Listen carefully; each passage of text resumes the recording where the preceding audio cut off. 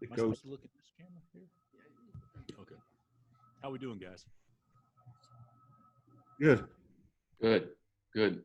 Hey, Bill, well, early on, I know it's a relatively small sample size. Despite going small, you're rebounding the ball pretty well. I think you're a +9 overall. And, does that surprise you? And can you use that to your advantage? Creighton doesn't appear to be a great rebounding team.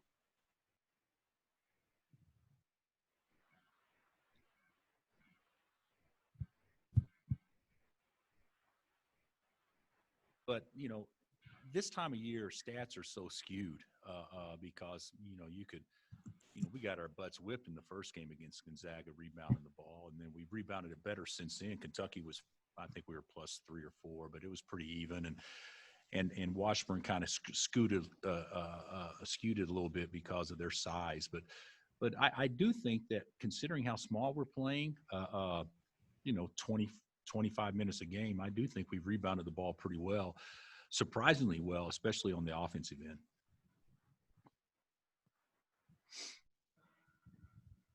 How much does the 5-guard look help against a team like Creighton?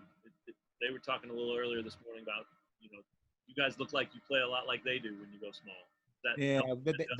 They actually run better stuff than we do small, because their positions are pretty interchangeable with their bigs, but they're playing pretty small themselves with Bishop at the 5. He's listed at 6'7", so I assume that's what he is. But so you could look at them and think that we're actually bigger than them across the board with the starters. But I think when we're still not used to playing this way. We didn't know that we were going to play this way at all. Maybe we put on our board that we have to be prepared to play small on both ends. At some point in time. So we probably practiced it, I'm not exaggerating, 15 minutes before we played Gonzaga. 3 different days, 5 minutes each. So that's not what we wanted to do. So we really haven't had the practice time to get good at it like they are, like Creighton is. But I think there are some similarities. I think you'll see, quite a few switches and things like that. And that's one thing about it. When you do switch a lot, even though they can create mismatches, it can take away the structure you're trying to run. Bill, what does it say just about, the way you're playing, the way other teams are playing in college basketball? So this positionless idea that more and more coaches are going with. Yeah, I think that the NBA has obviously shown that that's kind of the wave of the future. If, in a perfect world, if you think about it, I always look back to the 89 Flying Illini team as the perfect team because you had, 6'5" to 6'7", 6'8" across the board. So there was not a mismatch by switching. Everybody was long. Everybody could slide. Having their 5-man caught on a point or vice versa was actually not a big deal at all. And if you could recruit to that, I think that'd be a beautiful way to play all the time. The difference is with us, I've always thought the way you win games is to create easy baskets and to eliminate easy baskets, period. And through that, I've always felt you could do that by playing through your bigs more, and you had more rim protection with that. So that's kind of what we've always done. And certainly, the game has evolved a little bit now where, that effective field goal percentage is actually more important than your field goal percentage. Somebody shooting 33s and making 12, it may not look great statistically. It's far more efficient than somebody shooting 33s and making 16. 32s and making 16. So, everybody's kind of skewed it. So sometimes the emphasis on doing things the way that I've always done them in the past, I think is somewhat minimized by the arc without question. I always thought we were playing tiny when we played Doak and 4 guards. I thought that was tiny. And now we're playing 5 guards. And it's just totally different. And I've got to come up with some more unique ways to help them offensively, because defensively, I think we've held our own pretty good playing small. Bill, if you were to critique your offense right now, what are some areas you feel like you guys could improve on? Well, I think if you watch us, I think our patience isn't very good. Uh, I think that we're not a great ball moving team. We're not a great passing team to begin with. I mean, we're not going to have a guy like Creighton Scott Marcus or Mitchell that just that's what they do. I mean, Marcus is a good passer, a good point guard, but he's not the kind of setup guard that you see at maybe a lot of places. So I think collectively as a unit, we can certainly pass it better. I think we've actually done a good job driving the ball, but we're driving the ball to score way too much. We did that against Kentucky a ton. I mean, you drive the ball and then you end up eating it, when guards are trying to score over bigs, as opposed to just force enough help to make the next pass and then let him drive a bad closeout. And so I think there's some things like that we can do and we can get better at.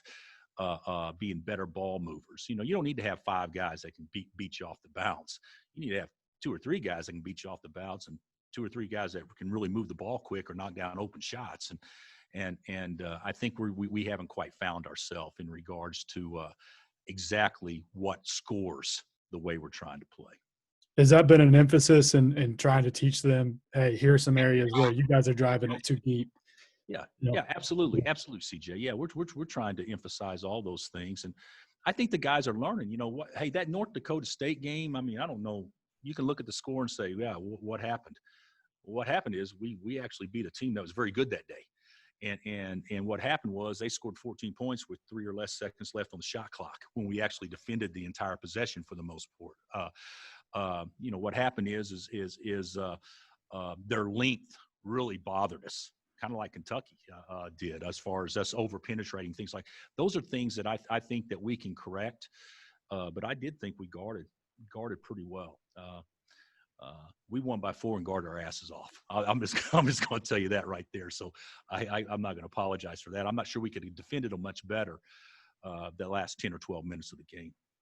Hey, Bill, this may be a basketball 101, but I'm wondering how important guard play is for any team to be successful. Well, Jerry, it's I've always thought if you had good guard play was most important, and then if you had what's second most important is if you have a big guy that you can play through, run offense through, and a big guy that can protect the rim. I think times have changed. I think if you play 4 guards, 3 of them got to be able to stretch it. I think if you play 4 guards, 2 of them got to be able to get their shoulders past people. It's a little bit different. I used to play on the perimeter. Well, we want to play 3 guards, and 2 of them have to be able to shoot. You're going to run bad offense, only 1 can shoot. 2 of them have to be able to shoot. I've changed. I think that everybody needs to be able to be a threat. I can't speak to Kentucky at all because I just saw them the one day. But they're going through some similar things that we're going through. Their guard play is very young. Our guard play isn't as young, but we had guys playing in positions that they never played before. And I do think it takes time to get comfortable and those sorts of things. But if it used to be, how do you guard a big guy? How do you guard Samson? Or how do you guard Danny or whatever it is? How do you guard those guys? Now I think the most important thing, how do you keep a guard out of the paint? How do you keep a guy that the hardest thing that has become to guard in basketball is the ball.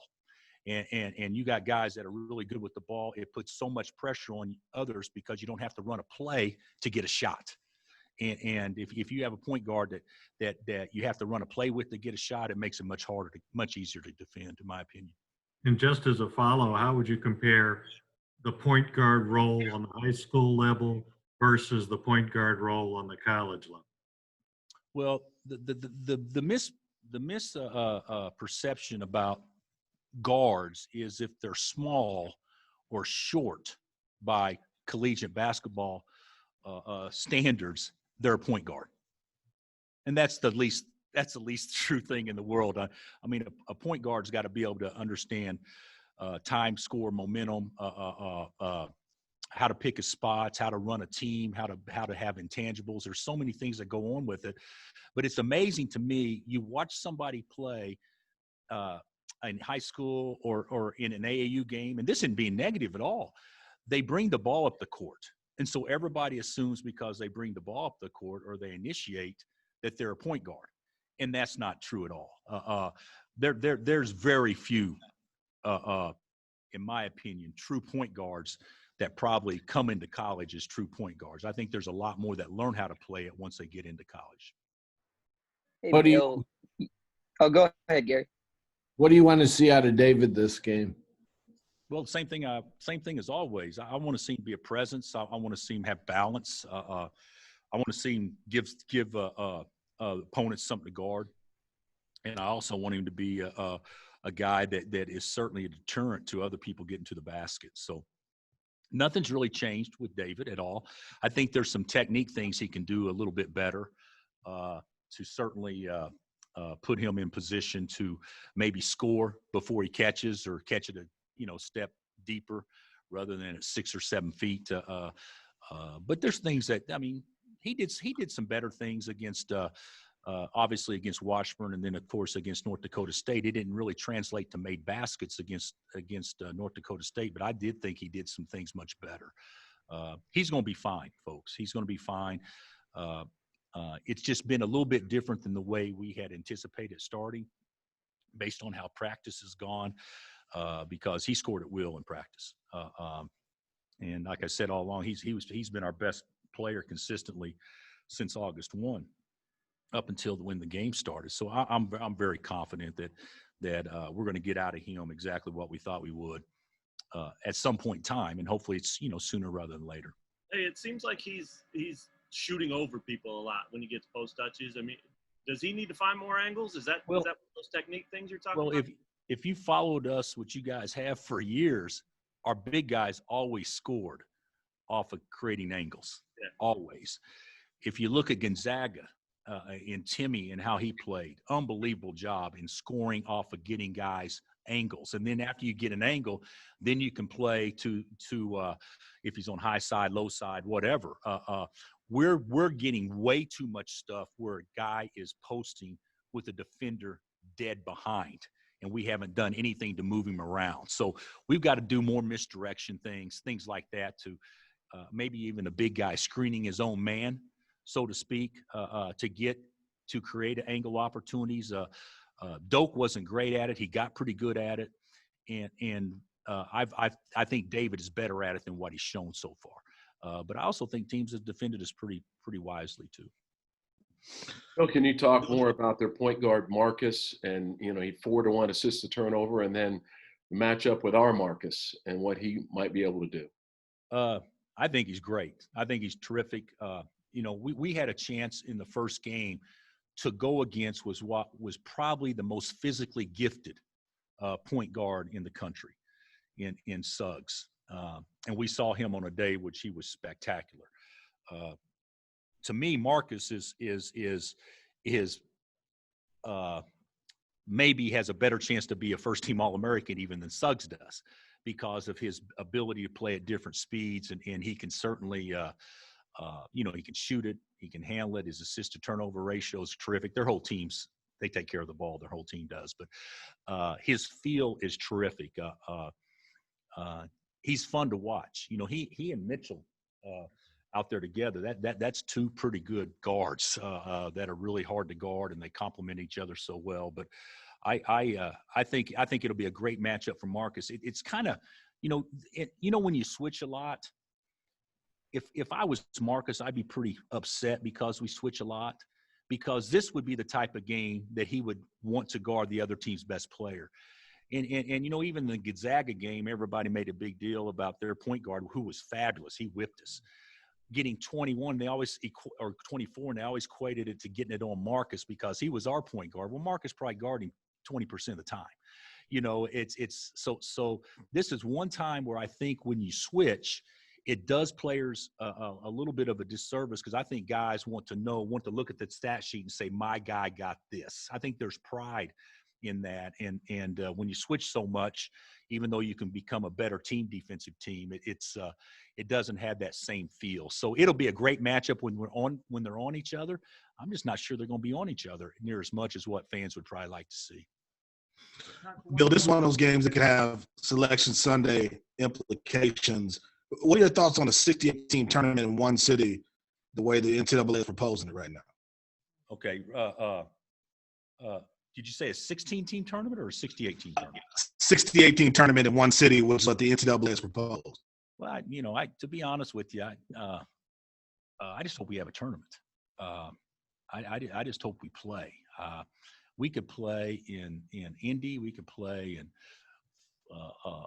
Florida, Alaska, New Mexico, Kansas. It makes no difference. Let's just play.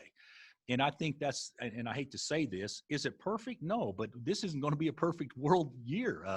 I think the opportunity to do what we can and have the protocols in place to ensure that we have a tournament, I think is the most important thing. I think last year everybody would have been giddy after the initial disappointment, say, okay, everybody go to Indy and we're going to have a bubble. Everybody would have been fantastic with that. After the initial disappointment, said, oh, that's not the way it's always been. Well, this is going to be a situation where it's never going to be, or it's not this year ever going to be the way it's always been. So I'm actually fine with that. I do think this game has seeding implications, and I think that was maybe your point also, in that, if we're successful tomorrow, it's too early in the season to try to figure out what the seeding is. But when you're out adding it all up and you say, well, that's a top 10 win, regardless of who wins tomorrow. I think that goes a long way in helping create a better seed line for you, even if it's just one or two. So I think this is a big game for both teams in regards to NCAA implications. All right, thank you. You talk about the need to get Christian Braun going. How do you make that happen? Well, Christian has been, he was not good. He was fabulous against St. Joe's. And Kentucky, he didn't shoot the ball well, but, guys, what did he get, 13 or 14 rebounds? He's had a way to impact our team, regardless if the ball's going in the hole. I get a little frustrated with him at times because I don't think he realizes how good a shooter he is. I think that he turns down some looks that as good as he is, he needs to not pass those up and realize that him shooting an open shot is the best offense we can run. So I think a little bit with him is just his aggressiveness and those sorts of things, which I know that he's more than capable of doing. But I think he defers a little bit too much. I think he needs to be the type of guy that is looking to score the ball for us, as opposed to just being a blend guy like he was last year. He needs to be more than that this year, and I think he's figuring it out. He certainly did in the second game. All right, Coach. Thank you. Thanks, Coach. All right, fellas.